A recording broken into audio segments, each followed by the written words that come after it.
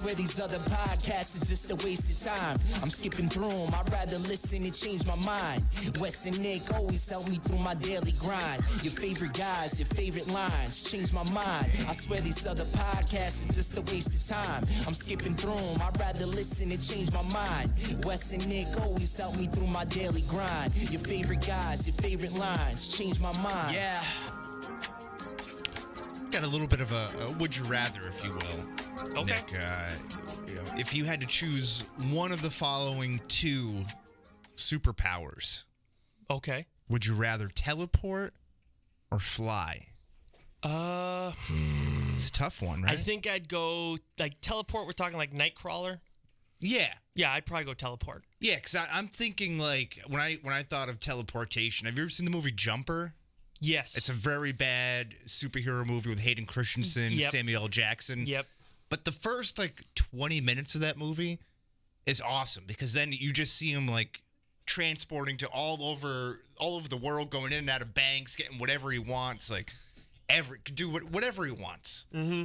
If Yeah. I can see it, I will go there. That's it. And I then, think those are pretty cool abilities. and it's more convenient than flying.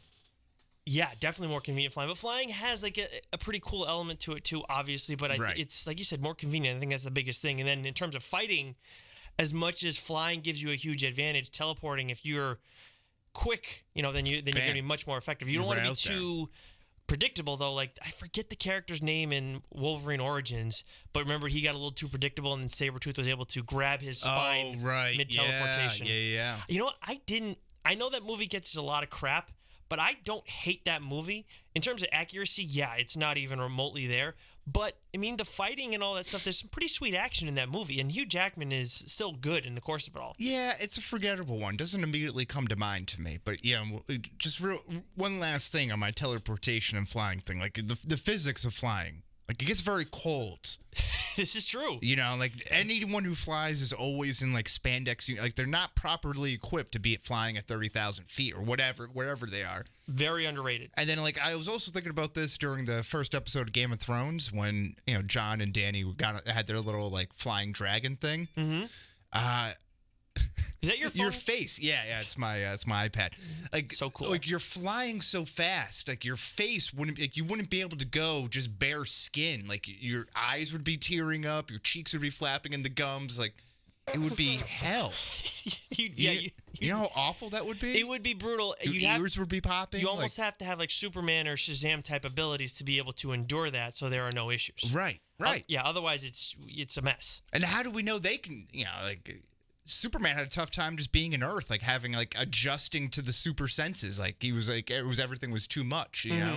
Yeah, you're right. Absolutely. It would take a little bit. Like I would need my in-flight attendant to hand me a little bit of ginger ale, something to ease with my ears popping. I have inner ear problems. So I think we agree teleporting would definitely be a better ability. Right. It would be a little bit scarier to deal with at first, though, I would think. Definitely harder to control, I would assume, than flying. Yeah, it would take some practice. Yeah, because I feel like flying, you can, it may be tough to get up, but teleporting, you could probably just do it out of nowhere and like, how did I end up here? And I don't know how to fix it. I don't know how to turn it off. How do I get back? Yeah, exactly. Yeah, exactly. Yeah. Well, welcome back. Mm-hmm. Baker's Dozen, Change My Mind podcast, episode 13. I would say, probably the JoJo to my Casey, sitting across the table from me, Nick Fryer. For all your life? All my life, I've been waiting for someone like you. That was, I probably popped an erection like in an eighth grade dance, slow dancing to that song. And you have to back it up real quick and like go ass out there. Let me ask you something. You haven't done like your Brad Pitt to Angelina Jolie or vice versa. Which one would I be? Oh, I don't know. That's a good question. It would depend on the couple, I think. Just that one specifically. Who is the alpha in that relationship? Angelina Jolie. Yeah. No question. I would love to be Brad Pitt then. Yeah. Oh, that's a good choice. That works out well. I'm not saying that we're so the alpha. So you're Brad Pitt to Angelina Jolie. Right. Okay. Yes. Yeah. No, my Brad Pitt to your Angelina Jolie. There we go. I'm not the one that does. That's why I leave it to you. Right. Well, yeah. Yeah. And I have been known to make out with my cousin or something like that. Didn't she do that at like a red carpet? She did? Or brother? Well, I know she carried that. Yeah. It was a brother, yeah. She did? Really? She carried on that vial of blood, right? That tiny little thing around her neck of Billy. Billy Bob's. Yes, Billy Bob Thornton. Bad Santa, Buttermaker, legend. Legend, yeah. Yes, Good absolutely. for him. Gone in 60 Seconds. Hopefully that does not describe his sex life with Angelina Jolie. It probably did. Although in fairness, who's going to hold up against Brad Pitt? Let's be honest here. That's a good point. That's tough shoes to follow. I would know because I am Brad Pitt, like you just said. That's also, you're just spitting flames right now, coming out of the gates. I'm feeling a little delicious with my Callahan Auto Parts shirt on right now. That's right, yes. Which is from high school, by the way, for those who are watching on a 1420 WBSM YouTube channel. This is a little bit bigger than the other shirts that I normally wear. This is an XL. I don't really fit in XLs anymore. This is an old shirt. I can't get rid of this thing, though. No, you can't. No, that's going to go through life with you. You're going to go, do yard work in that shirt later on in life, and it's going to be all ratty, and then the future Mrs. Nick Fryer is going to be like, let's throw that out. And you're going to be like, no, I got some memories. You know the Geico commercial where the guy's singing the White Snake song? Yes. Instead of singing that at my wedding, I'll probably just wear this underneath my tuxedo. There we go. Yeah. Just, under the jacket, Yes, exactly. You forget the tie and all that stuff. Right. Keep it informal. That's how I like business casual. Exactly. But we're not here to talk about weddings or anything like that. We got we got other stuff planned. We got some good stuff. So we're going to be circling back to a topic that we did earlier when we first started out, maybe 3 or 4, I want to say, episode 3 or 4 here. But Rotten Tomatoes sucks. So it's going to be... Yes, it does. We were talking about action movies the first time around, and we thought that was bad. Because it was. It was bad. It was pretty bad. Yes, it was. But we're going to be circling the wagons because nobody circles the wagons like the Buffalo Bills or the members of the Change My Mind podcast. We'll be talking about comedy movies. Oh, and if we thought action movies were bad. Oh God, we knew this list was going to be bad though. Yes, and I do need one moment for a little bit of housekeeping issues because I've realized that in episode 3 or 4 that we unveiled the Rotten Tomatoes sucks. And that was the stance that we took. In episodes following that, I've given Rotten Tomatoes scores for the movies that we've talked about. Yes, you have. I can't do that anymore, right? That's flying in the face. That's a little like we're going to say it sucked, and then we're going to use that as a barometer for like a scale of how good the movie is. I think it's worth mentioning, but maybe we don't use it as a barometer anymore. I think we'll get into this when we get into the main topic. I think I have a good sound rating system or website to go off of as far as rating systems. Some people that are a little more educated on the matter. In my opinion, in my professional opinion, I would say yes. All right, good. I'm excited for that. But yeah, we'll get into that little pour about halfway through the episode or so. But we're just 3 days away from the greatest movie event in maybe cinema history. Oh my God, I'm so excited for Avengers Endgame. And I was talking about the Peanuts go to the mall. Oh, really? Yeah, that nice. That was a bad joke. Wes, you've hit on about 97% of your jokes up to now. You're due for. Can I try that one more time? Yes, go ahead. Take 1, 2, 3. Nick, we weren't talking about the Avengers Endgame. We were talking about the Peanuts go to the mall. Oh, and then Tim, that's when you throw in the laugh track. We don't have that kind of a budget. Of course not. All right. Well. Good next job. week. Yeah. Good job, Tim. Yeah, we get those. Hey, at least you laid off the pornography leading up to this episode, so now we can use our normal camera setup. Thank God for that. No, I just figured out how to use incognito mode on this computer. Nice. Okay. This is a real game changer, isn't it? Yes. Oh my God, I didn't know about that for years. Oh wow. Yeah. Your poor family computer. No, I mean more on my phone where it's like it's popping up every time I type in the and it's like T and it's like, oh wait, no, that's the wrong site. Oh no. Yeah, you don't want that one. Speaking of T, real quick, Tim. Teleportation or flying? Flying. Nice. Okay. Easy, simple man, simple answer. I like that. To the point. Simple man. Yeah, good point. Teleportation worries me that I wouldn't all come back. Okay. In one piece. All right, that's fair That enough. is a fair fear. Avengers Endgame. So yeah, 3 days away. The biggest, hype up to a movie or an event. I feel like in my lifetime, I feel like this is like Return of the Jedi for us. Yeah, I think it's the thing too that's tough now versus whenever Return of the Jedi came out back in the 80s or 70s, whatever the hell it was. I don't know. I should though. I think now it was early 80s by that point. Tim, do you know when it came out? 1983. Okay, so when now we have to deal with social media where you have people spoiling it and wanting to put out theories. I was listening to another podcast earlier, and I was like, they're previewing the Avengers Endgame. I want to hear other people talk about it, blah, blah, blah. And then you would have loved it because they're spewing out fan theories. And I hear one of them, I'm like, wow, that makes a lot of sense, and that's how things could end. And I'm like... I did love it, by the way.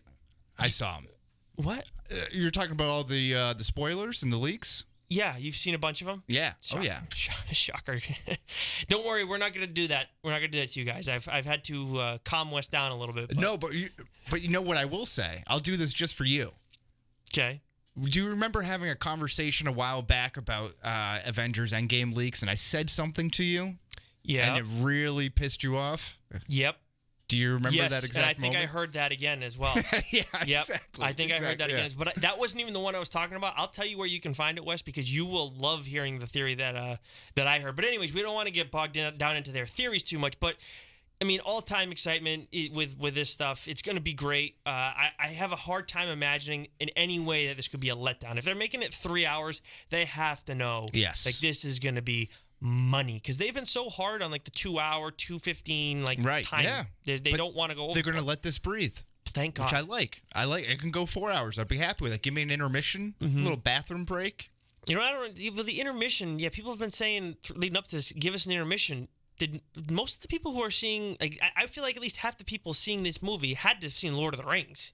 Yeah, that's true. Those were long as hell, and I had no issue with that. Just go to the bathroom beforehand. No, but usually what happens is by the time the mid-credit scene rolls around, like, I am just doing the antsy pants dance. Yeah, I guess that's fair. But I'm gonna make a priority to not drink for the hours leading up to. Oh wow, really do some fasting. Oh yeah, really commit to it. You gotta, Wes. Well, yeah, it's a little bit of sacrifice for a great prize. Huge payoff. Huge payoff.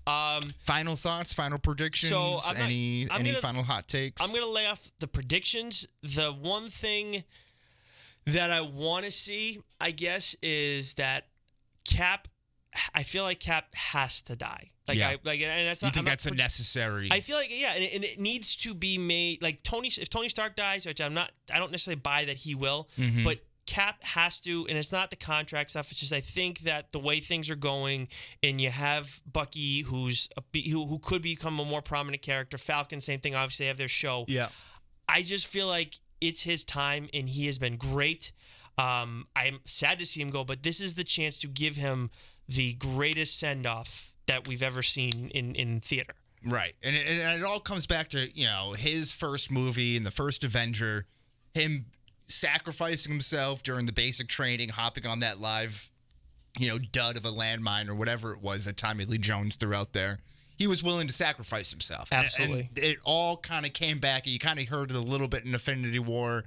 We don't sacrifice lives for lives here or trade lives for lives. And But he'll sacrifice his life 100%. Vision said the same thing. He's like, you did that yourself, right? Yep. I would really like to see Tony Stark as the main protagonist of this whole Infinity Saga over this course of these 22 movies. Is that what it is? 22. 21. Yeah. This is the 22nd. Wield the Infinity Gauntlet to defeat Thanos. Really? Yes, that's what I would like to see. Okay, I think that would be very satisfying. I think that would be pretty satisfying. I think that's fair. I think it'll be Captain Marvel over him, though. Oh, see, I think Captain Marvel is going to be marginalized a little bit in this. Really? That's my guess. Yeah.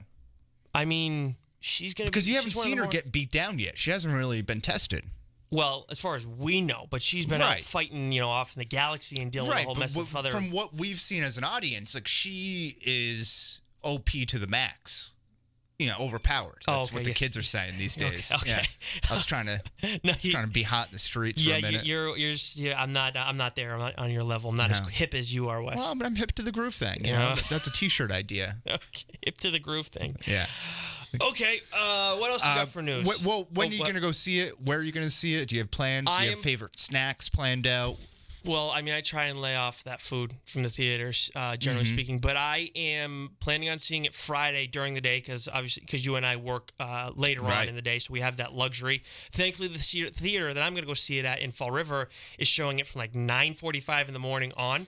So I'll be able to go catch it probably like at 11, maybe 10:30, something like that. Hopefully, it won't be too packed of a theater. You got everyone in school still. I'd be stunned if it was a packed theater because when I was looking at it last week, it still wasn't. And I know when I went to see Shazam at like a normal hour in the night just because I had a day off, there was no I walked in and got a ticket easily. It wasn't packed. I mean, I know it's Shazam versus Avengers Endgame, but during the day I feel like I'm going to be all right. What about you? I have a little bit of an issue. I'm going to a bachelor party this weekend down in the Jersey Shore. Ooh. I'm leaving Friday. I'm coming back Sunday. Okay. I have my deadline for my paper on Thursday afternoon. I'm hoping Thursday night I can go and see it. Obviously, release night, I want to go see it at my Wareham Theater.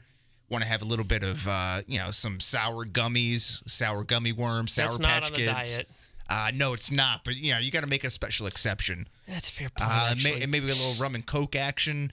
Bring some nips in there, that sort of thing. I'll be very... How are you going to... You're going to be a mess. No, that's how I enjoy it. Well, you're going to have other stuff, I'm an adult. I like to have a beverage. Yeah, of course. Well, that's right down the street for me as well. Just a quick question. 3D or no 3D?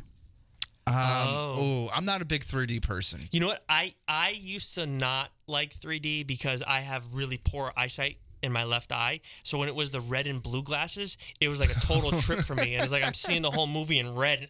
I'm just wondering why, just looking at the listings on our local theater, why the 3D version is 10 minutes longer than the non-3D Oh, really? version. I don't think that it means that there's added scenes. There's probably just 10 more minutes of 3D trailers. Yeah, that's probably it. Yeah, that's a good point. It. Where do you like to sit in a theater if you have your choice? You know what? I used to not care as long as it wasn't in the up front, but then I dated someone who made it she was like, I don't want to see it unless we're sitting like in the middle. We can go to the way back or whatever, but it has to be like a middle seat. In the middle seat. Yeah. Dead center. Yeah. Dead center. I don't care about that anymore, really. I prefer it, but I like to be dead center because ideally I'm not going to be getting up through the movie. Julia will be, more than likely, if she's not falling asleep through movies like she does quite often, especially when you get the comfortable chairs. But I like to be dead in the middle, up in the top, so I can put my feet up. Like if I'm not in a reclining seat as it is, I want to be able to rest my feet on the seat in front of me and not be able to affect the people around me. What's also nice is getting in the handicap lanes. Obviously when the handicapped people aren't there, of course. yeah, that'd be important. Again, being able to rest your feet on the bars. Now you're giving away my secret because I don't buy tickets ahead of time to movies.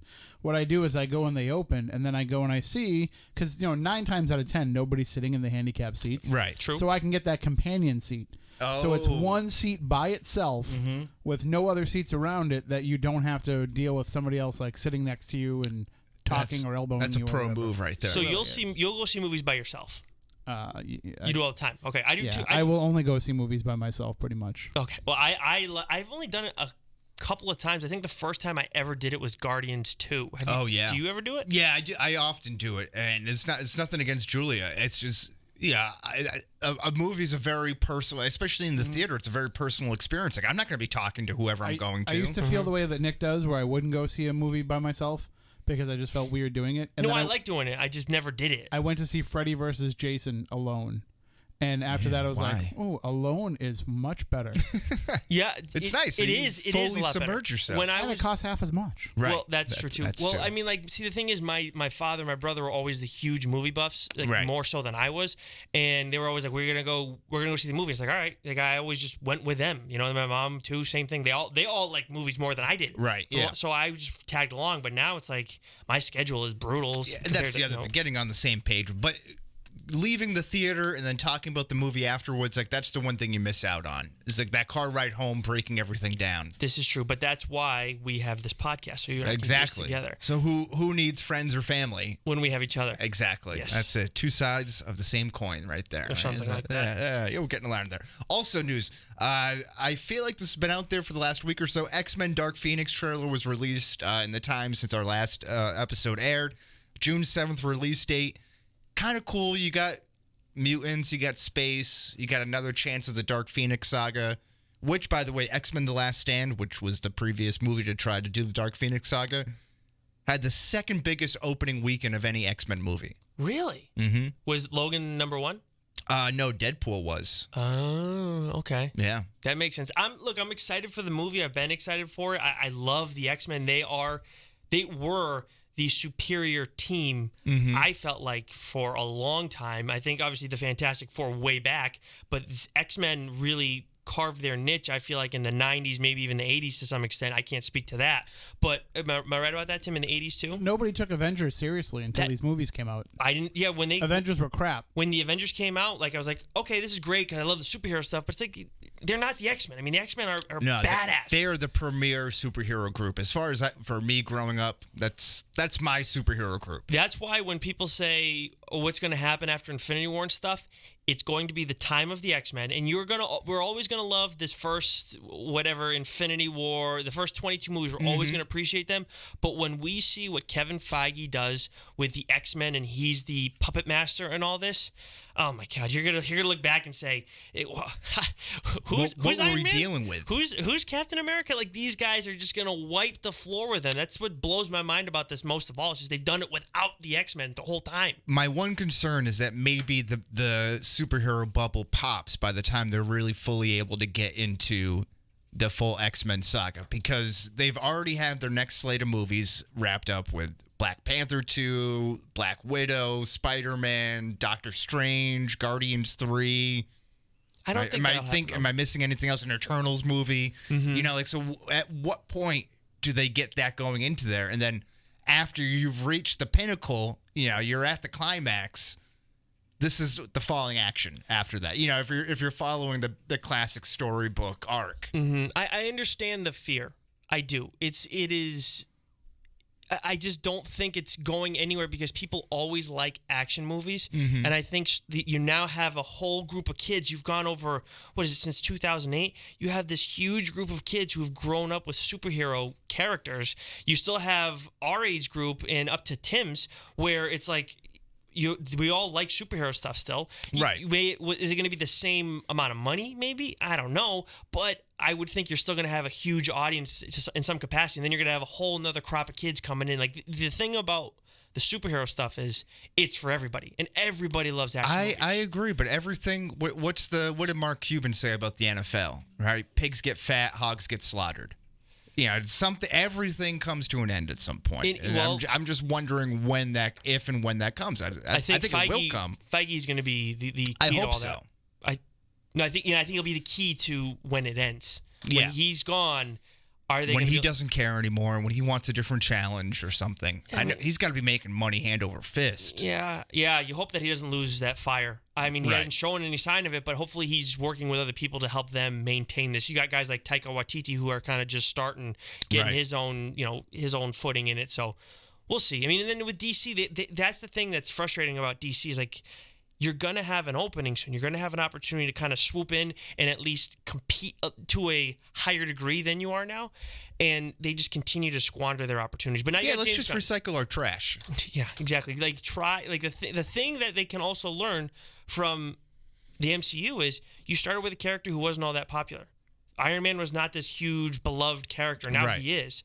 Learn from that. But they've continued to try and work with Superman and all the same characters that have been at the forefront all the time when they have. I've told you plenty of times there are plenty of other cooler characters in the DC universe. But unbelievable. Yeah, I agree. Speaking of DC, we got our first look at Ian Glenn as Bruce Wayne. He's going to be playing Bruce Wayne in Titans Season 2. Now, I haven't watched the first season of Titans. I don't believe you have either. I have not either. You can't watch everything. No, you can't. But I also don't have the DC Universe app because I feel like something's going to happen with that where Warner Brothers is going to have its own thing and it's going to get complicated. But we haven't touched on it at all. That got announced a little while back. As an older Bruce Wayne, I don't mind it. I like it. Yeah. Jorah Mormont, big fan of his. Does some great work. He's very handsome for an older gentleman. I can see that kind of. He's an older Bruce Wayne, right? He's not Thomas Wayne. No, he's an older Bruce Wayne. Yeah, so I can kind of see, and he's not like overly. He's not a beefcake.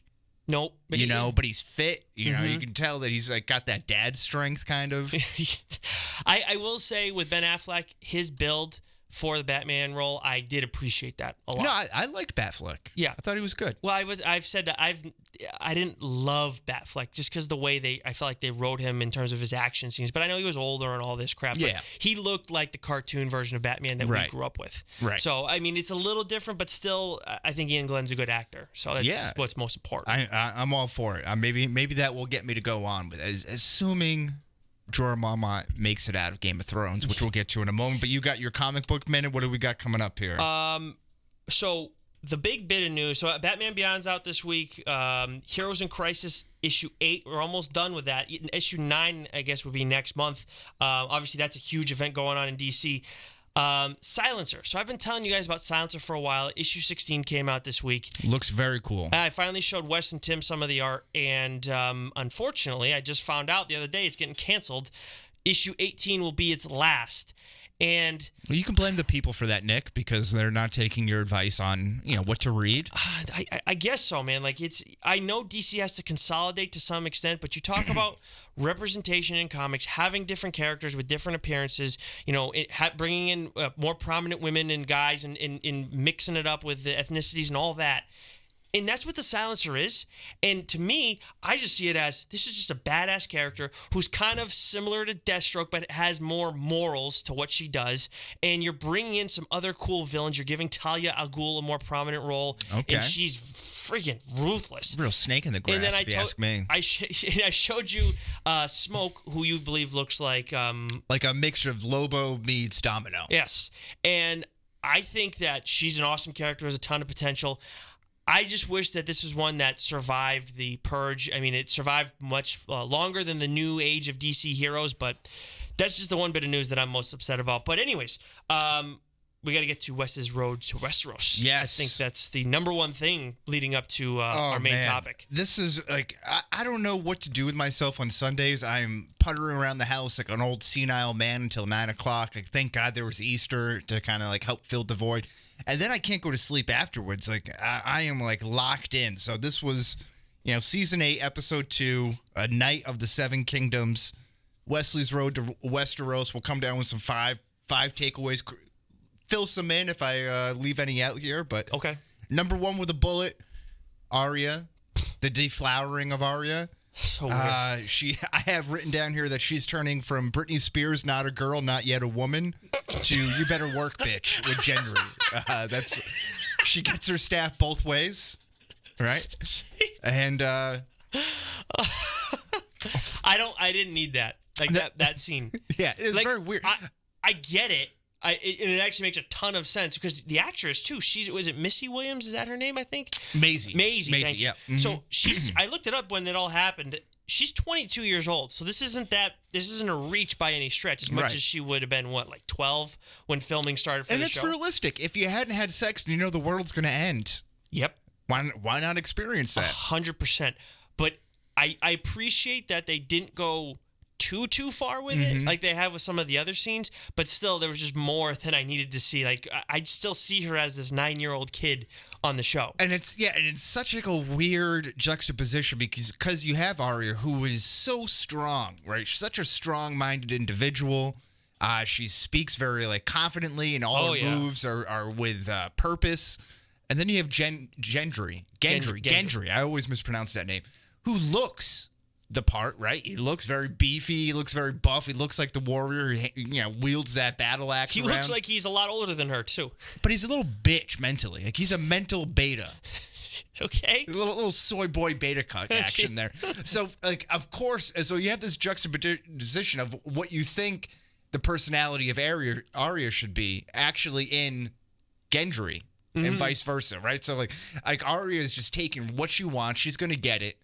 There's nothing wrong with having a strong woman, though. I mean, no, and it's so funny to really see everything go full circle from the very start of the season, where you have all of these really weak and feeble and kind of meek female characters turning it around, and they're running shit now. Oh yeah, they're running the show for sure. Everybody, I mean, because like you think about it, right? Arya and Sansa, and you have that great little meeting between the two of them. And they say, we have a lot in common, and we're having trouble ruling, or people don't. You mean Daenerys and Sansa? Yeah, what you said Arya. But yeah, I'm sorry. Yeah.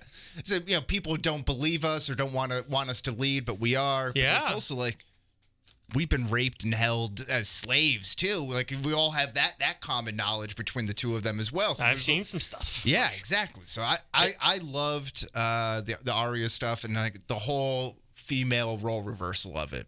You loved it?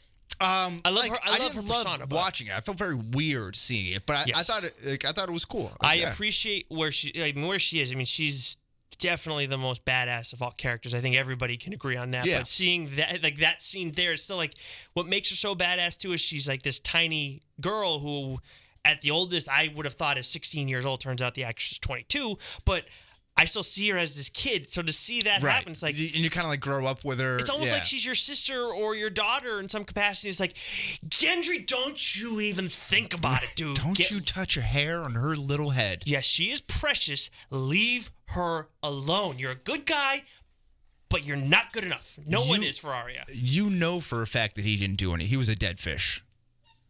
It was all cowgirl and everything. That was it. Oh well, that's probably true. Right? Yeah. Yes. He was just laying back and letting the wolf to go for a ride there. The other, speaking of which, actually, Tormund Giantsbane telling us how he got his last name. Complete tour de force in that scene, sitting by the fire with everyone drinking. Like completely steals that scene. Is a lunatic. Unbelievably, like that guy is awesome. He is awesome. And then when he goes and sees Jon Snow, and he's like, "Little crow," and he like tackles him as soon as, "Good to see you, little crow." But I telling him how he's like suckling on the teat of a female giant, like, and that's how he got so strong. And then like him and Jaime kind of having, the dick measuring contest sort of thing. Yeah. And then Jaime flexing and then knighting Brienne there and kind of, well, I can do this to you. And then that's a really great moment to have Sir Brienne, her getting knighted, because she's really like one of the most honorable characters in the show. Most honorable for sure. You got Jon Snow on there, and there's a couple other people on that list, but she's on that very short list as well. Mm-hmm. We have Bran detailing the Night King's motives of wanting to eliminate the world and the memories, essentially, which I thought was interesting because we haven't really. I'm still not convinced, but at least we get like a foot in the door of the motives of the Night King. I don't think that's it. Like I want there to be something more than that. I don't know if I'm starting to feel like the whole Bran is the Night King is less and less likely to. Well, it was interesting when him and Jaime have that talk in the weirwood trees, and he's like, "Yeah, well, what happens after?" And he's like, "How do you know that there will be an after?" And he kind of gives this weird look. Like I feel like there's some weird, like there's another twist coming there. There's a lot of weird going on with Bran right now. And the idea of I've heard the speculation on social media and stuff where Theon protecting him. And the weirwood trees is saying that he would protect him there once the battle comes. Will Bran warg into him? Oh, which would be very interesting. That would be interesting. You know that. And then that's like the ultimate redemption of like saving. So Theon. No one really knows that Bran is capable of that. No one there knows actually that Bran is capable of that at all. No one really knows. Like, and no one like other than Tyrion is even like questioning. Like, hey, what happened to you? Like, no one wants to know. How does everyone sign off on Theon saying, "Hey, you know what? I'm going to protect you, Bran, and I'm going to do it by myself." Right. Like, I know Jon and them are going to try and stay close. That was the whole thing. They want to stay close so that way if he goes for him, we can help out. But who in their right mind thinks, that's the guy that I want to have protecting Bran? Like, he's a great fighter, and he's not at all going to flake out. No issue. You know, he has no issues upstairs at all. We've never seen any evidence of that he would chicken out. Now, I think Theon's going to stand by his side. I think he does have good intentions this time around, but like that's not the person that I would expect to be protecting, you know, but the most important character right now. You also wondered though, who can protect Bran but is also expendable? This is true. You know, so he's kind of on that balance, and I know a lot of people hate Theon. He's a very easily hateable character. I happen to enjoy his story arc, and like I love his redemption coming back over these last few episodes. Although I think the sacking of Euron's ship to get Yara back in the last episode was a little too convenient. There has to be another shoe to drop there as well. That was just way too easy. Do you think there's a thing between him and Sansa right now? Like yeah. I think there's a real thing. It's too bad, you know, he's an Enoch. Well, Enoch? Yeah, that's what they say in the show when you don't have. An Enoch. Yeah, you're twig and two berries. Well, I think that's was it Grey Worm, right? He has his. And Varys. Yes, is that her name? Yeah. No, I was thinking the who's the girl that he has his thing with? Oh, I forget her name. What is her name? I have no idea. Missandei. Missandei. Wow, look at you. Yeah. I can't even remember. Was it Giantsbane? What's his first name? Tormund. I think he's awesome, but I forget his name. Unbelievable. All the time. But anyways, do you have? So I got a couple more. So does Dany turn full Mad Queen? That's a big question because she's got nothing around her. She's like losing everything, including one of her dragons, presumably. She already has lost one of her dragons, yes. But the other one, Rhaegal, because the idea is that once you bind with a dragon rider, that dragon is now yours. So is that Jon's dragon now? Wow, that's a really good point, Wes. And did she just mistakenly give it up and not even know it? I didn't even know and that. that's like a nuclear bomb. That would be You know huge. what I mean? That's like a Ooh. weapon of mass destruction. Yeah, that's huge. Yeah, I think she will go full Mad Queen. I think Daenerys is... And all of her suitors, like all of her advisors, Jorah's back with her family now for whatever that's worth, or back in his homeland, right? You have Tyrion back with Jaime He's now. so devoted to Daenerys. But you know what I mean? And then now you have Grey Worm and Missandei ready to go off and retire somewhere afterwards. And like Jon Snow's back with his family, and he's the rightful heir to the throne now. And what does she have around her? Yep. She's in a world that she doesn't have a rightful, and how people don't think she has a rightful claim to the throne. I don't know if this is your last thing. Go ahead with what you were going to say. Well, no, I just wonder, what's going to happen because she's already very angry. You tell she's upset about the news with Jon being the rightful heir and the son of Rhaegal and Lyanna. So I have Lyanna Stark? Lyanna Stark. So I have two things. One is off that, but I'm going to jump to the tinier thing. We see them doing the battle plans, and it's like these are all the prominent characters that are still alive and have been around for the majority of the show. Right. All in Which the is same awesome. room. I was like, this You don't get that. No, we haven't had that all show, and like this is really awesome. The only one that's not here really that's been prominent throughout the show is Cersei. Right. That's it. And she wasn't in the episode at all, which I kind of liked. Everything was just in Winterfell. Yeah, I don't need too much of them until it's time to fight them.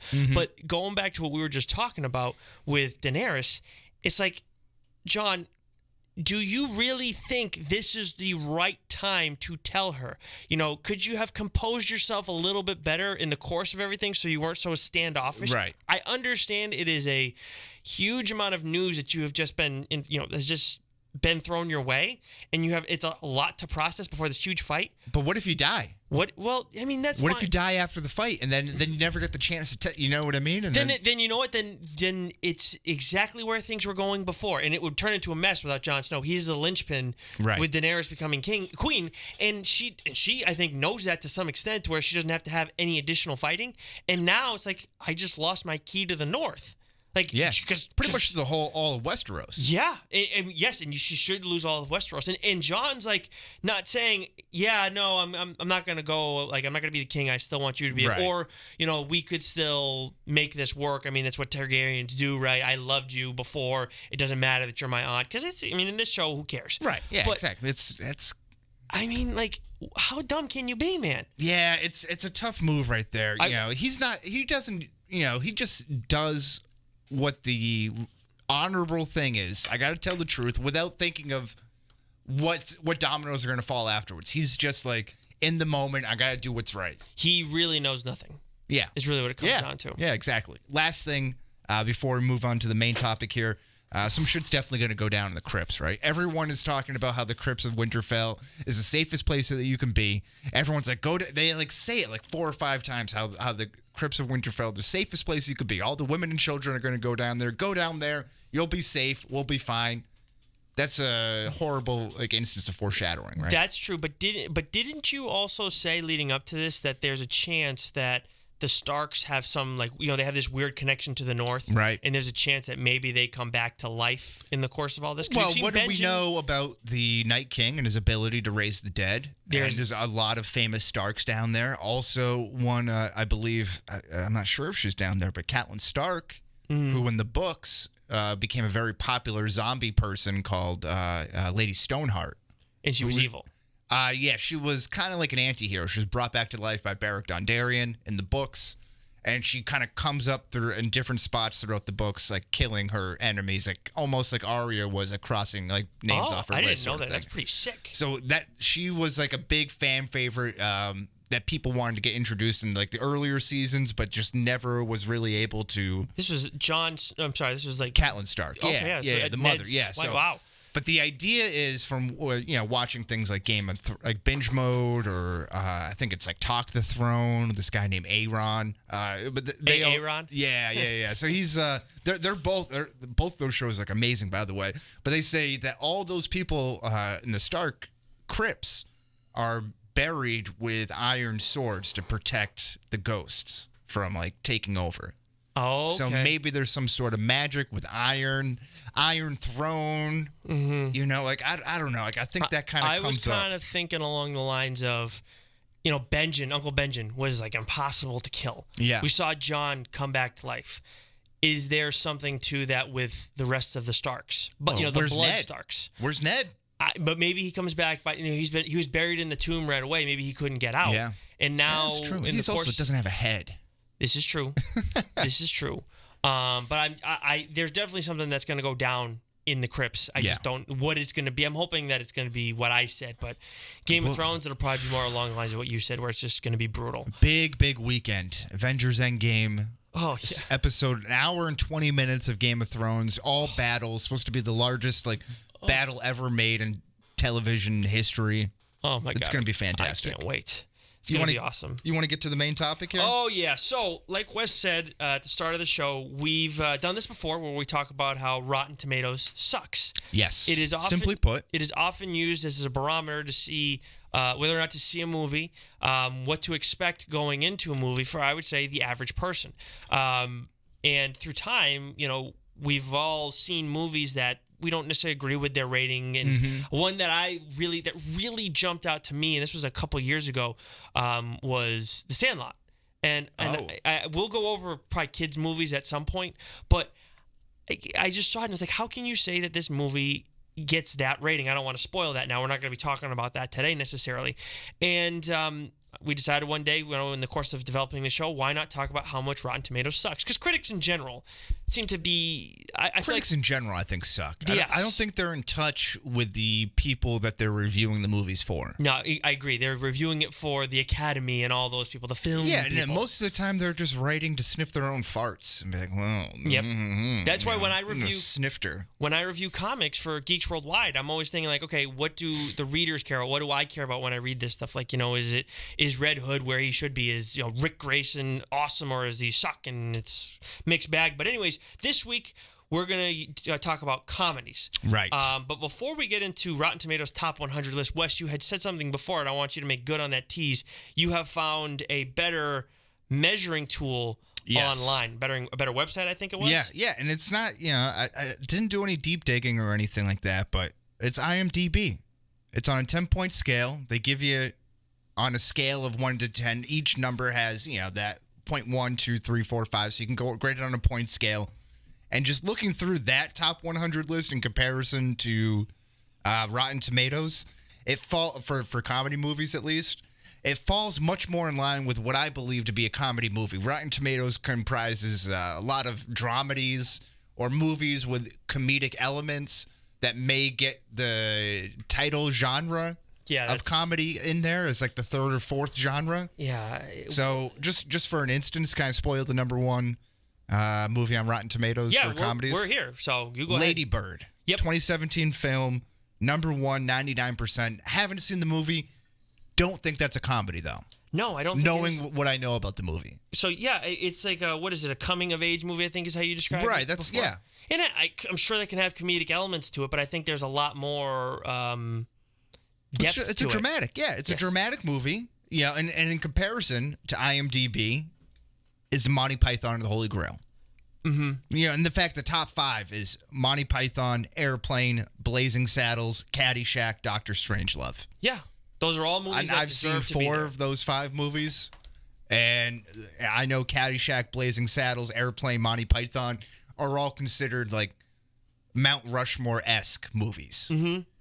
When you talk about comedy movies, when you sit down and your father introduces your movies to you or whatever, and says these are the movies you got to see. Yes, absolutely. Those are the foundational building blocks of comedy movies. Right? I would, especially Monty Python. For me, Monty Python and Monty Python and Caddyshack, 100%. 100%, yes, right? Dr. Strangelove's right there too. I mean, it's 100%.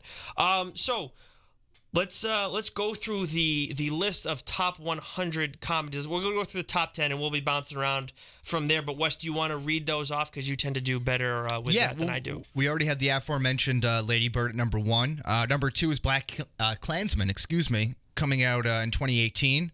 We have 1934's hit, which I'm sure you will remember, Nick. It Happened One Night. I've never in my life heard of that movie. Again, Coco was made the list of top action movies, too, if you remember. Yeah. Rotten Tomatoes, this comes in at number 4 with a 97%. Eighth grade. So, first of all, I would like to point out 4 of the top 5 movies came out within the last 2 years, according to Rotten Tomatoes, for best comedy movies of all time. Because that's Eighth Grade, coming out in 2018 at number 5. Had you heard of that? No. Okay. No, I think I've heard of it, but I think it's kind of like an indie film. Okay. Maybe like it got big at Sundance or something along those lines, and then picked up steam. Modern Times, a 1936 film. The Big Sick, the only movie that I saw in the top 10 that I recognized as a true comedy movie, and even then, it's like a romantic comedy. Okay, I trust your judgment on it. 2017, Paddington number 2, of course. Coming in at number 8. Yeah. Another 2018 movie. Number 9, Singing in the Rain. 100%. Also like Paddington 2. Getting 100% certified fresh. And then number 10, A Hard Day's Night at number 98. So, to surmise, in the top 10, we have 1, 2, 3, 4, 5, 6 of the top 10 coming out in 2017 or later. I haven't Immediate thoughts. I haven't seen a single one of these movies. No, Paddington 2, I almost swore right there. Paddington 2, what are we doing here? I don't. What are we doing? When I think of comedies, I think of the 90s, the aughts, the 80s. Those are the comedies. Right. Those are the ones we know and we love. And yes, there are some exceptions outside of that. Monty Python is absolutely one of those ones that I put atop the list. When you're reviewing a comedy, it is not about, what is the cinematography like, and how is the writing, and how is the plot? I don't give a damn about any of that stuff. What's the connective tissue of everything? What makes me laugh? What social laugh? commentary does it say about our country at the current moment? So stupid, man. Like this, I'm not saying Lady Bird's a bad movie. I'm sure Lady Bird is a good movie. it's a great movie. It's just not a comedy. I'm sure Black Klansman's a good movie too. But these movies should not be on this list. Not even close. I just don't get the logic behind Rotten Tomatoes in their calculations, because we've talked about how the amount of votes is important in the course of it all. Right. The percentage is obviously in the course of it all. But when I see a movie that's from the 30s and it's in this list, I'm not saying it's not a funny movie, but if that's getting the votes to be on there, how is something else not getting on there? Right. So, Tim, you look like you're itching to say something. Oh, I was literally itching. He was literally itching. You were literally itching. Okay, you brought your mic over. I thought it was breaking out in hives that he wanted to talk so much. I got a little confused there, but no, I think you bring up a good point, because a lot of these movies, and I have a list of like 9 or so of movies that have awful ratings on the tomato meter, which would be like the critic score. Yeah, I'm trying to finish that list up right now. Yeah, and then that have above average audience scores, and I'm like, how could you be this far off base here? So like movies, like the first one that came to mind was Grandma's Boy. Okay. 2006 film, loved that movie. You got Linda Cardellini in there, you got Alan Colbert, Peter Dante, Nick Swartzen, Joel David Moore. 16% of the tomato meter. 16%. 16%, but 85% audience score. So what's the gap here? You know what I mean? Yeah, that's. Tim, 2 cents, 2 cent Tim. I might even put Grandma's Boy in the top 20 overall. That's an amazing movie. It's really, really funny. It is a very funny It's movie. great. It might be like the funniest of all Happy Madison movies. It's definitely up there. I would say the originals, the Billy Madisons, the Happy Gilmores are really hit me close to home, have a special place in my heart. But I think those are only funny because they became so repeatable.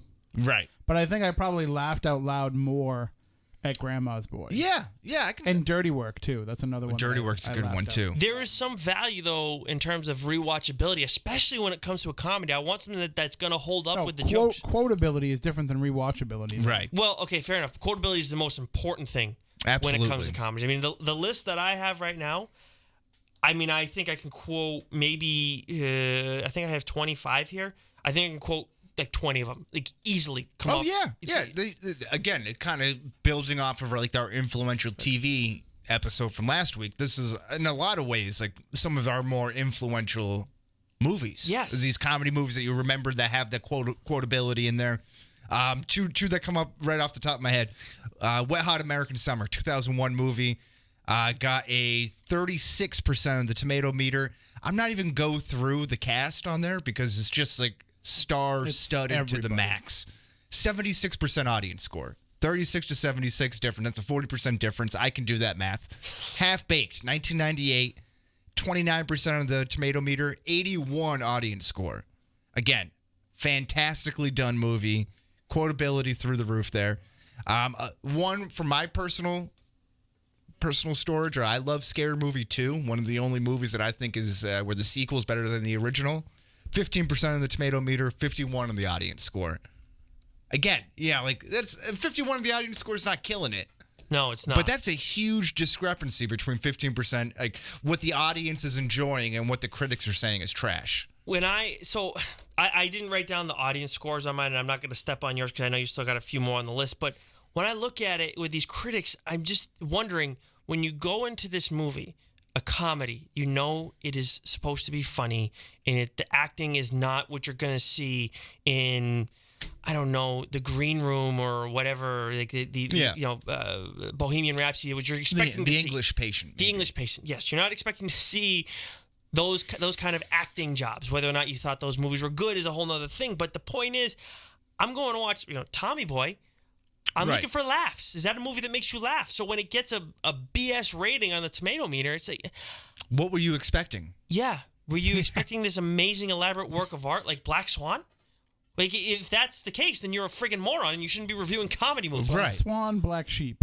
It's yeah, exactly. The spectrum. And can we just go back to that real quick? Can we just say it's Tommy Boy 2?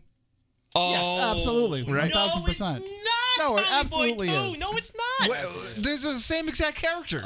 Actually, a friend of mine thought it was Tommy Boy 2. Like, he didn't know it was another movie. It's the same characters, but it's not the same. The whole premise is different. He has a brother. You his can dad's give them different names. They're the same exact people. That's They're like fine. in They're the same witness people. protection or something. They are the same people. There's no I will question say, about that. I'll say this: Tommy Boy, way more quotable though than Black Sheep. Tommy Boy's the The superior only thing that movie. stands out of my head from Black Sheep is Road.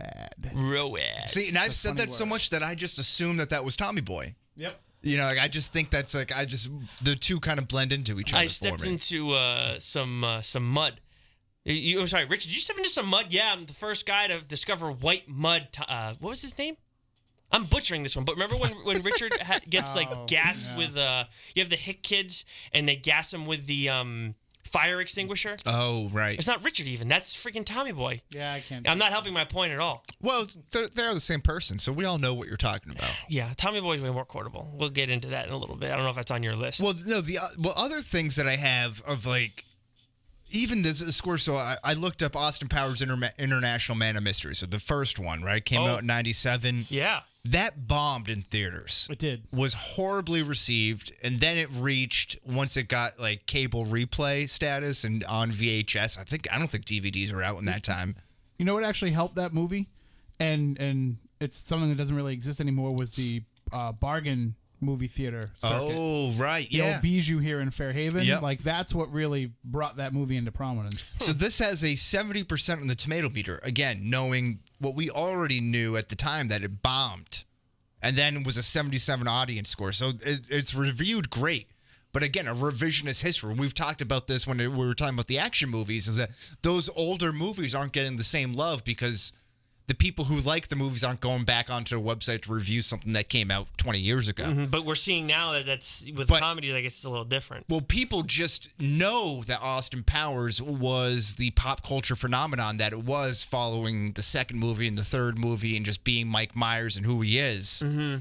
That, again, it comes back as a revisionist history that people just assume that it was a well-received movie when in reality it wasn't. So I want to mention the next 10 on this list before you continue with yours, Sure. Wes. So, because there are a couple here that you're gonna like. How is this on the list? And ahead of you'll know the movies we're not mentioning. So number 11 on Rotten Tomatoes top 100 comedies is La La Land, Right. which I The musical. haven't seen, but I know damn well that's not a friggin' comedy. It's a musical. With Ryan Gosling. Number 12, which this is the first movie on this list that I have actually seen, and I actually enjoyed this movie, and it does have some funny moments. Zootopia. Okay. Oh, number 13. No, 12 is Zootopia. 13 is the Philadelphia Story. Oh, no. See, I have it flip-flopped. Really? Yeah. Oh, that's weird. Yeah. Well, it would either way, I've seen Zootopia. I haven't seen the Philadelphia Story. Do you have 14 as Toy Story 2? Yeah. Okay. That's weird. That's just those two. Yeah, that's odd. The one thing I'll say real quick, Philadelphia Story, thought it was Philadelphia with Tom Hanks for a moment, and I was like, that's actually kind of funny that they put that on the list. Like, that works out. Number 15, Up. I mean, whenever people now that is funny, but when people think of Up, they think of the first like 5-10 minutes, whatever it was, where they're bawling their eyes out over the guy and his wife. I couldn't get past that opening moment. Yeah, that's the whole movie right there. It really rocks you there. Yeah. 16, Toy Story 3, 17, Doctor Strangelove, 18, Finding Nemo, a fun movie, but is that one that I necessarily look at and say it's a comedy? Those are great children's movies. Yeah, what's he call his? Doesn't he say a little thing about his fin? I can't even remember like the funny stuff. It's like Dory's the only funny thing I remember from that. Yeah. Number 19, 3 Billboards Outside of Ebbing, Missouri. Outside Ebbing, Missouri. Excuse me, I had an A in there. That's not a comedy, right? And I think we know this, right? The Academy The Death of Stalin hates comedy movies. They never get nominated or recognized for anything. So how can all these, Academy Award-winning or Academy Award-nominated films be considered great comedy movies of all time? They can't. It doesn't make sense. Yeah. So another thing that jumps out, 20 was Death of Stalin. I'm assuming that's not a comedy, but I guess I could see how it could be if just based off the title. I'm guessing it wasn't.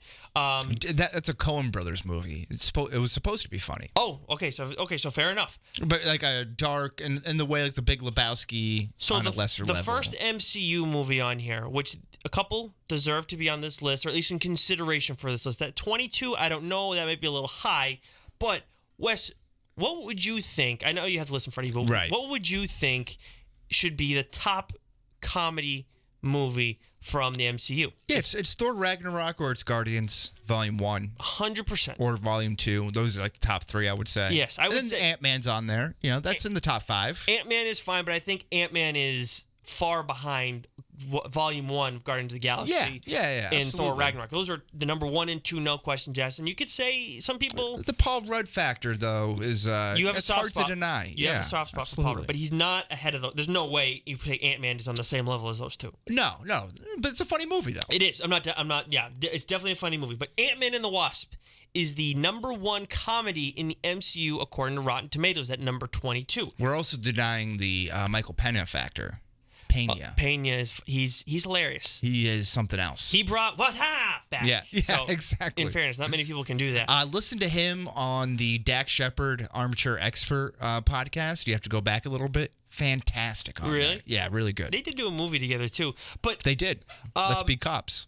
So one of the movies that was on my list before I looked at the list, I rattled off a bunch, and Monty Python and the Holy Grail was on my list, and that is on here.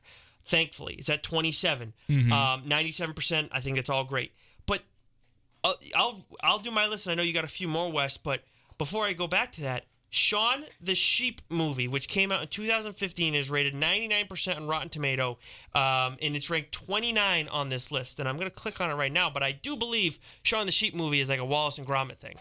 Oh yeah, same people. Yeah, and there is another Wallace and Gromit movie on this list. No offense to the claymation people, but I mean, like, it's only so funny. Like, there's a ceiling, and it's not that high. Yeah, the Isle of Dogs is on there too, which is supposed to be kind of like a stop motion. Yeah, Shaun the Sheep movie is exactly what I thought it was. It's a claymation. Like, what? So, what do we got for some of your favorites, sir? What are some snubs? Did you have any more? All right, go ahead. Okay, so I have one of my favorites of all time is Tommy Boy, 42%. I'm just doing tomato meter, no audience score. Mm-hmm. Talladega Nights, 71%. I actually think that's a good grade. I understand. It's one of my favorites, though. A very important movie for my family as a whole. Step Brothers got a 55. Yep, Step Brothers was one I was going to get to on this list. They have a 55, like you said. I don't know. I'm repeating you. Ace Ventura, Pet Detective, 47%. Wow. I think When Nature Calls was actually lower. I like Pet Detective more. That's the first one? Yeah, Pet Detective is the first one. Nature Calls the second. Yes. Okay. Oh, righty then. Yeah. That's the movie I quote all the time. I mean, I say at least once a week, like I love. So, I mean, this just, that's you say nonstop. that once a week? How do you work that into conversation? Yeah, there'll be times where I just park my car and it's like a tough spot and I'll just speak to myself. I like that, actually. Like I love. Okay, I like that. That's good then. All right. So, Deadpool, 84%. And that is definitely an action comedy split. Yeah. That deserves to be on this list. No questions asked. Yeah.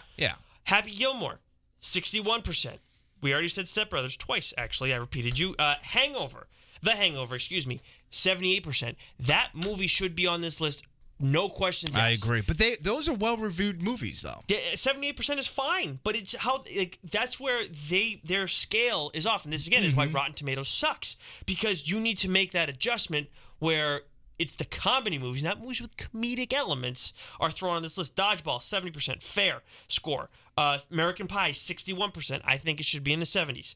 Elf. I was stunned Elf was not on this list. Yeah. 83%. And that's such a fan favorite. Like, everybody loves Elf. Oh, who does? Yes. Overrated. Yeah, I agree. It's a little overrated. That's fine, but it's up there, though. Like, I acknowledge it. On Rotten Tomatoes score is, I think, a fair grade for Elf. Yeah. Borat.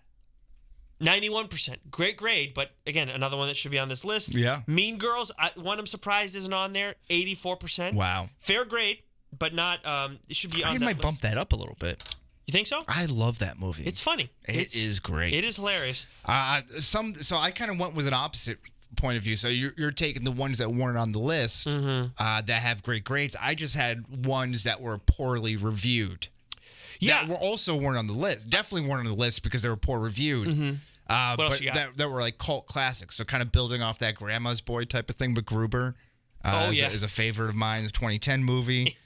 That's a 48% of Rotten Tomatoes. It turns out the audience didn't really get that movie as much either. And admittedly, I was one of those people on That's first a cult watch. classic. 35%. So it's one of those things where like the critics were actually like more online with it than the audience. I can see how score. that would happen with McGruber. And this one is a little bit under the radar type of movie. Slackers. I think I've talked about this with you and you haven't seen it.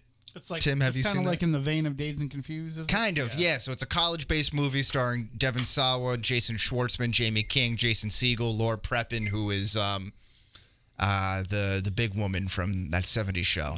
Not Mila Kunis, but the other girl. I know who you're talking about, but I forget her actress's name. So the 2002 movie, love. Great movie. Highly suggested, especially if you're a college or right around that age. 10% of the tomato meter. Jeez. 50% audience score. Again, a 40% difference between what the critics were saying and what the audience was saying. That's a huge disconnect. And I have one more on here, just as a reoccurring theme. Multiplicity. 43% of the tomato meter. Only 43%? Only 48% of the audience score. So they were kind of, in lockstep with one another.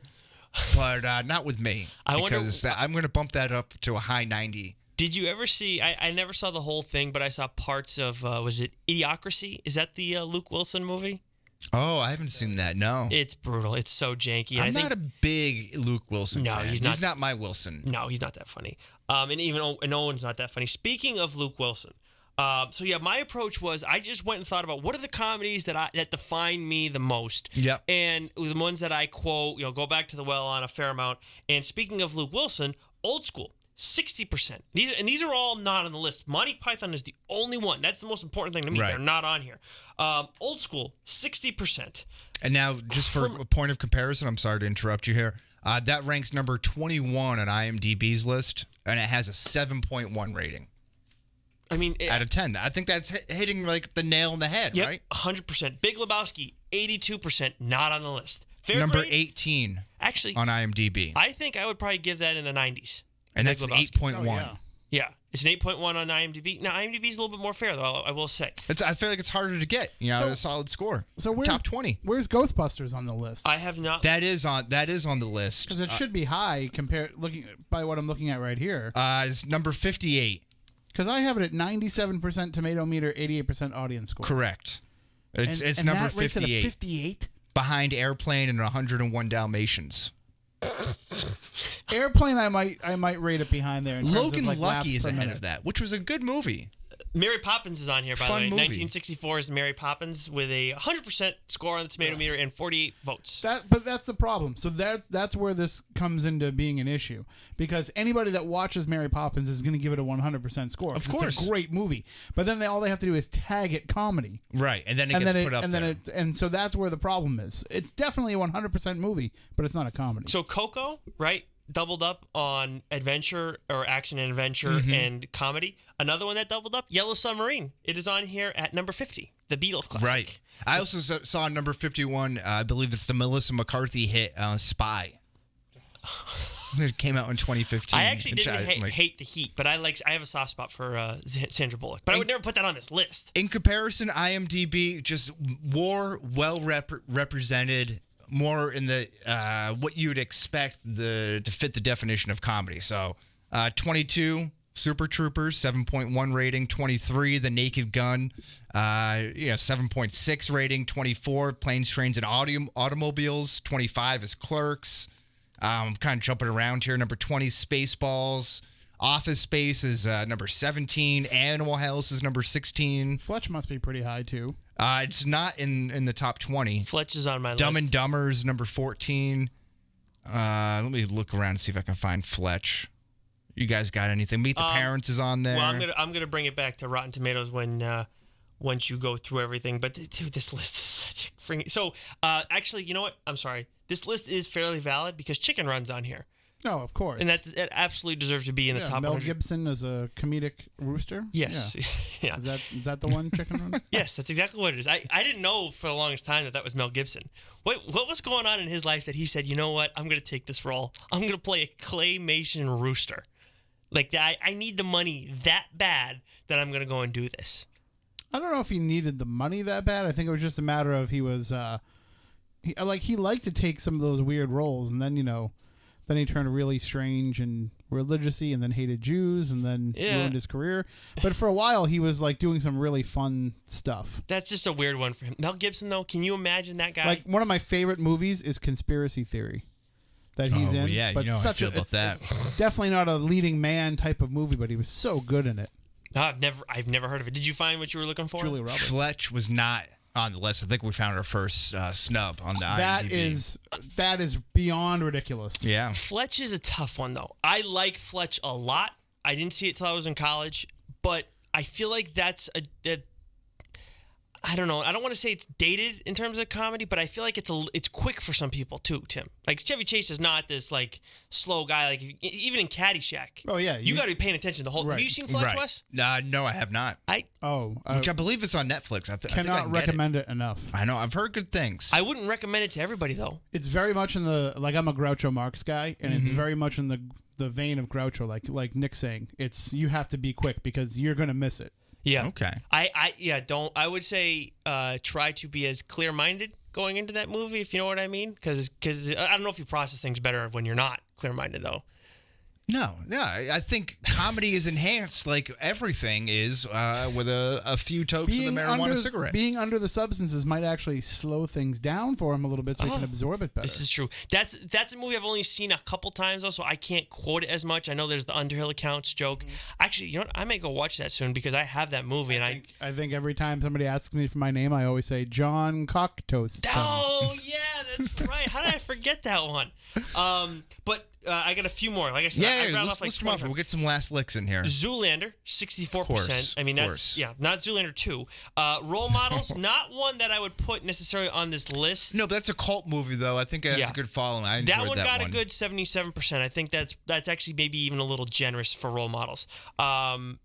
Wedding Crashers. I mean, that is a beloved comedy of the early 2000s. Doesn't actually hold up, though, in 2019. A little problematic in 2019. Yep, and I understand that. 70% on the Rotten Tomato meter. I think that's criminally unfair, but I understand what you're talking about with everything else. 40-Year-Old Virgin. I will admit that's not a movie I've seen. That's, I think, the only one I haven't seen on my list, but I've never heard a bad thing about it. Like, everybody thinks it's fantastic, but like you have with a lot of these rated R movies in the early to mid aughts, again, don't age all that well with the gay jokes and everything like that. Like some of them you just hold up and like, wow, knowing what you know now about how you perceive things and how you consume things, you're like, ooh. Do you think that's why some of these aren't on here? No, that has 85%. I don't think so. It's okay, fine, but that one's 85%. But I just think, like on a completely side note, you go back and watch some of those movies, and they do kind of have like a cringe-worthy type of moment in there where you're like, no. I'm not sure if you can say that now. No, you probably can't say that stuff now. Superbad, 87%. I mean, that's another one that defined the generation, I would say. Well, you had Anchorman on there too, right? I'm saving that for the end. Okay. Don't step on that yet, because remember, I told you before, there's a reason why I would want to save that for last. Okay, yes. Dumb and Dumber, 67%. Yeah, again, top 14 on IMDb. I'm telling you, focus on IMDb. Yep. It's a more expansive database. It's more correct, I would say. We're still going to dump on Rotten Tomatoes, though. I don't want to get away from that ever. It's What good number content. was We're it? fighting the good fight.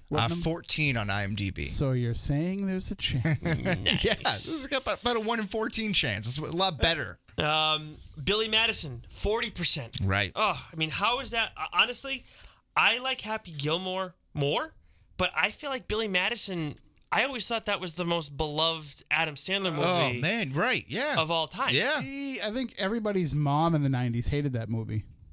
Okay, but Right. That's a good That point, drives actually. down, I think that drives down the ratings a little bit. Yeah. Okay. But what it makes every teenager want to go see it then, because then it's like, well, you know it's not good for Exactly. Caddyshack, Right. 74%. you. Number 4. That's just ridiculous. You want to tie me up in your ties? Tie? You're gonna quote a Caddyshack line. You went pretty obscure there. I did. I know, that was a real deep cut. I'm trying to think of the one where they talk about the scores. I mean, I've been totally not even going into quotes. I mean, Tommy Boy is one I can rattle off. I was just checking the specs on the rotor girder. What do you think is the most quoted line from Caddyshack? Baby Ruth? I got that going for me, which is nice. That's Yeah. a big Yeah. one. Pond. But yeah, Pond or Pool. Pool. Cinderella Pool. Story Good for you. is a really big one. Cinderella Story and. But I think probably the one that's used the most in context is, well, we're waiting. yeah. Yes. The Because GIF. How you about Fresca? You could use it in every situation. Another one that I love too is, you get a bowl of soup with that hat? Oh, it looks good on you though. I mean, in there you talk about things that don't necessarily age well. One of the funnier. I think this is hilarious. I don't know if this is going against the grain, but I don't care at this point. When it's Rodney Dangerfield in there, and he first gets in the parking lot, and he's with Wang. He's like, "Hey, Wang, don't tell him you're Jewish." Gee, thanks. And he's taking pictures of the parking lot. He's like, "It's a parking lot. What are you doing?" I don't remember the exact quote there, but I mean, that one's got a ton. I mean, like when I look at the list, there's a whole mess of quotes. I mean, like I said, Tommy Boy, Talladega Nights. Right. Chip, I'm going to scissor kick you in the back of the head. Anyway. I think Young Frankenstein and Blazing Saddles are two of the most quotable comedies. Yeah, absolutely. They are not. I don't believe they're on Rotten Tomatoes. Spaceballs? No. Spaceballs. Let me round off this list though. Fletch. History of the World? Anything by Mel Brooks? 76%. Animal House not on the list. Got a 91% though on the tomato meter, which I think is pretty fair. Monty Python was on the list, like I said. Slapshot, I think that one's a little more obscure for most people, but that one got an 83%.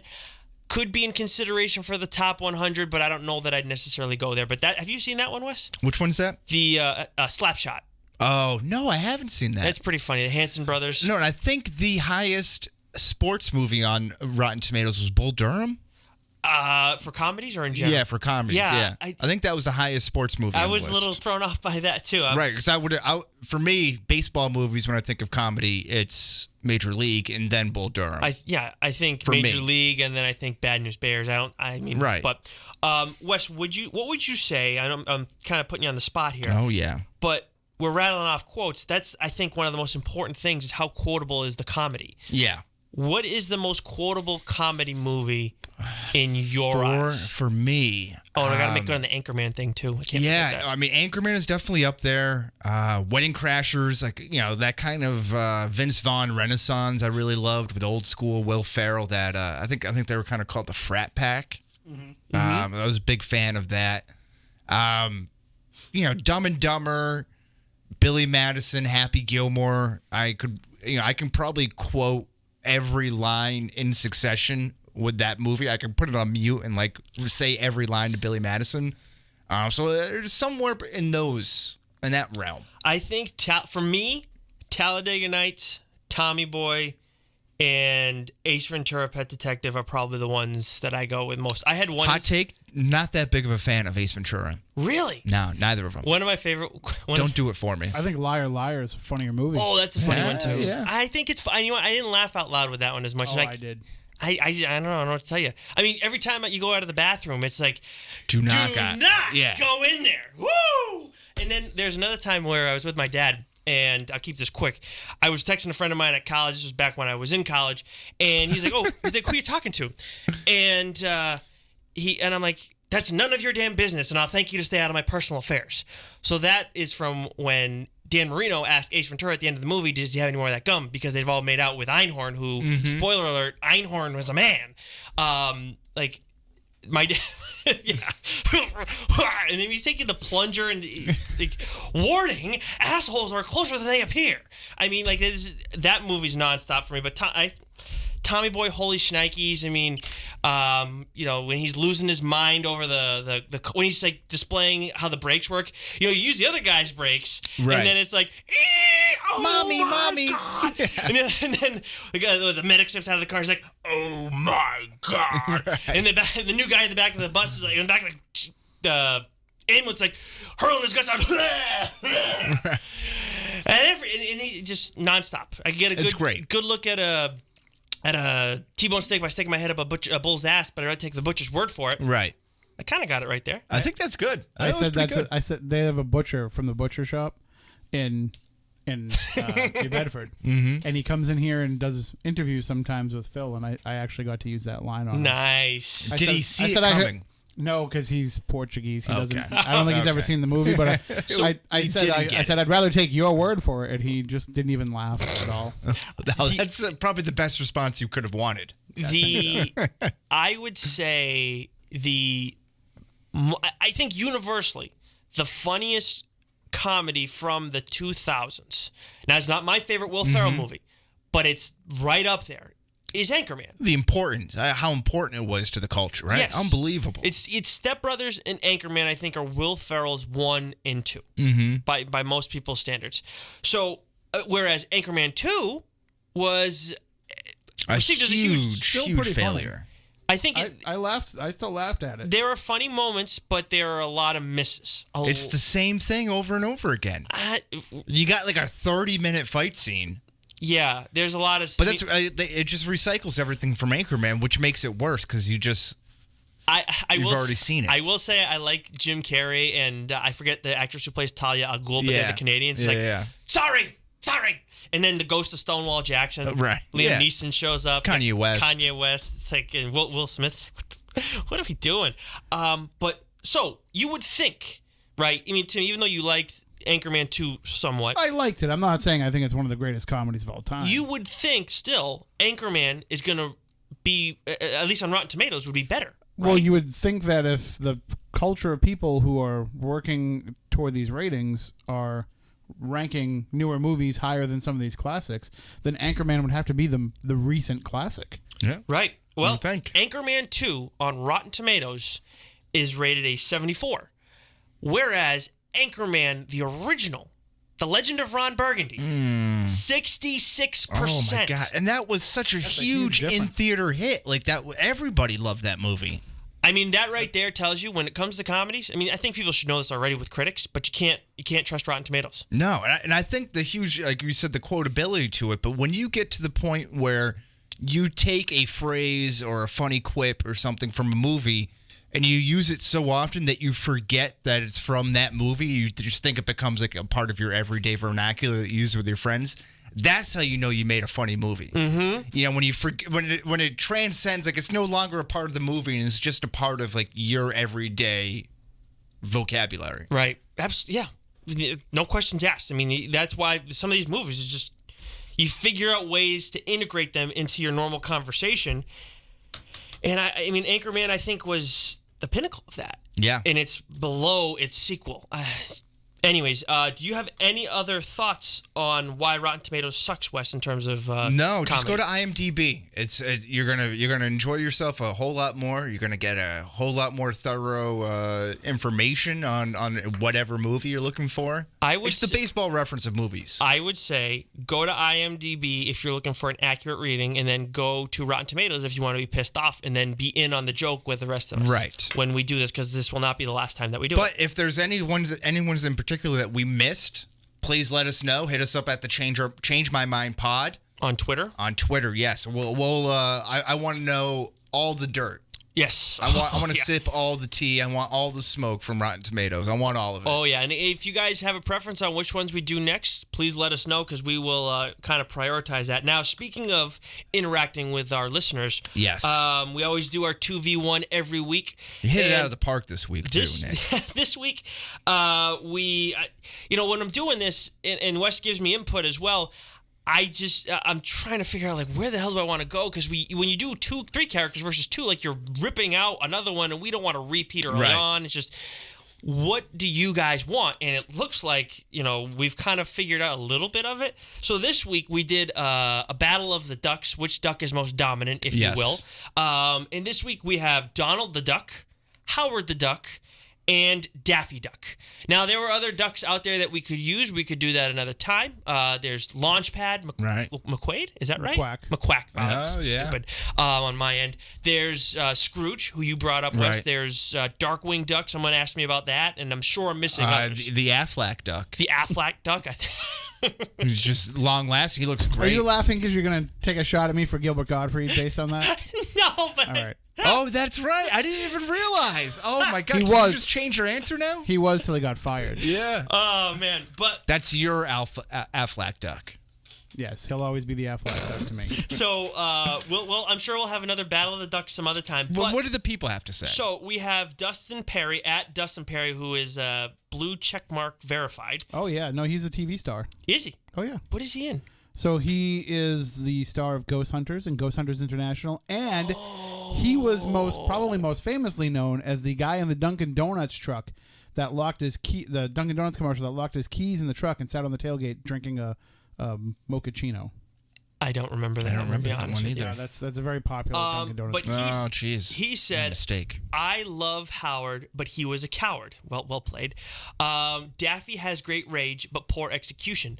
Donald has at U.S. Navy, meaning the U.S. military, Navy training, training and a hot temper. Donald is my duck of choice for defense. Big Bald Nerd, at the Big Bald Nerd, said, I'm going with Howard. The other two never managed a well-thought-out plan or protected themselves. Winky face.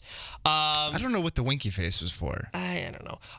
It's an odd choice if to you're end writing that. it, I'm like Ron Burgundy. If you're writing it, I'm going to read it. Joy Keeling, at J Joy Keeling, said, see, I'd be picking Howard because I want to hear Donald cussing me out, and I want to slap Daffy's bill on the other side of his head. Oh, that would be fun. But I totally let Howard in on the action if he wants. Nerd King, trademark, at Nerd King UK, protect Donald. He's a military man, so people are definitely leaning on that. Love that notion. That was great to point out. Bowie Buddha, at Bowie Buddha. Like the Hulk, Donald increases his strength and speed when he loses his temper. Donald would demolish the other ducklings. And then this is my favorite. Jim Maillard, at Maillard, said, quack. Well, yeah, ducks are his whole thing. Because his last name is very close to a certain type of duck. Yeah, so, yeah. Is he a friend of yours, Tim? He is a friend of mine. Okay. Yeah. So, I love this. It seemed to be the consensus was Howard. I think that's the immediate choice that people will gravitate towards because he has all that tech. Mm-hmm. But I don't want Howard the Duck. Okay. I think he's an alcoholic. I think he's a womanizer. Like I'm not sure if he can stay on task. He's really a pig, not a duck. Yeah. I think so. I think he would be very problematic in this time. So I'm not sure if I want to attach my name to it. Do you want to go first, or do you want Tim to go first? I think I'll go first here. I got Donald Duck. Okay. One, because I love his aesthetic. His steez, what the kids are saying right now. Steez? Yeah, you go shirt, no pants. Oh. Some people refer to that as Porky Pig in it, who also pulls that off very well. Mm-hmm. But Donald Duck, and I want to hang out with the Disney characters. Okay. More than the Looney Tunes characters or whoever Howard the Duck hangs out with. Wait a minute. You'd rather hang out with the So, yeah. Look, I'm the fool that says according to Jim and then throws you off that whole thing. That's a throwback to 2 episodes ago and actually last episode a little bit too. Yeah. But if you wanted to pick the characters to hang out. I know where you're going with this. Yeah, why would you pick Disney over Looney Tunes? If you want to be safe, I get it. I think it'll be fun. It, though. think it'll be fun to go to Disney and hang out with all the Disney characters. I love Goofy. I really do. Goofy's up there. But I'm picking Foghorn Leghorn and Bugs Bunny. My favorite Foghorn. I know he is. That's why I said him. But Bugs Bunny, I mean, like those are the. Yeah, they don't do it for me. You'd rather talk with an illiterate duck. Yeah. I mean, that's what he sounds like. Daffy's not that much better. Oh, well, yeah. I mean, what are we talking about? You're despicable. This means war. Yeah, but then I also open it up to the Toy Story world. Like I get all the Pixar stuff. Like I get Star Wars in there and Disney. Oh, now, in there. no. See, now He's going. Yeah, he's expanding the universe. Yeah, exactly. Well, it's an expansive universe. I'd pick the subversive characters over the safe ones any day. Oh, okay. So is that so? You're Donald Duck. Anything else you want to add to your argument? No, I think that's it. I think I'll let my choice stand on its own. Now, even if I'm slightly regretting it now. Tim, who are you taking, Tim? Well, I'm Howard the Duck because first of all, he's already saved the universe multiple times from serious threats. Allegedly. And while it may not be always by going according to plan, but here's the thing: is we're not looking at somebody to like save us against multiple attacks from multiple bad guys. Here. Right. We just need somebody to save us from Daffy and Donald, and I think Howard could just basically bitch slap the both of them pretty easily. Yeah. Okay. So I'm gonna go with Daffy Duck. Okay. One, because he is relentless. He takes on.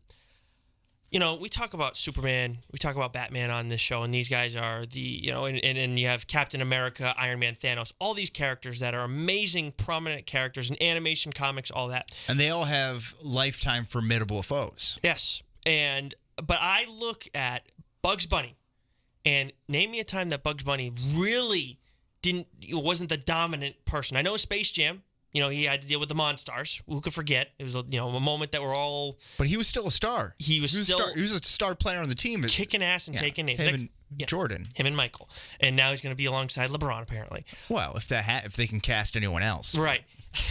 Now, when it comes to Daffy, he had to fight this guy constantly. That is your adversary. That is the number one person you're going toe to toe with every time.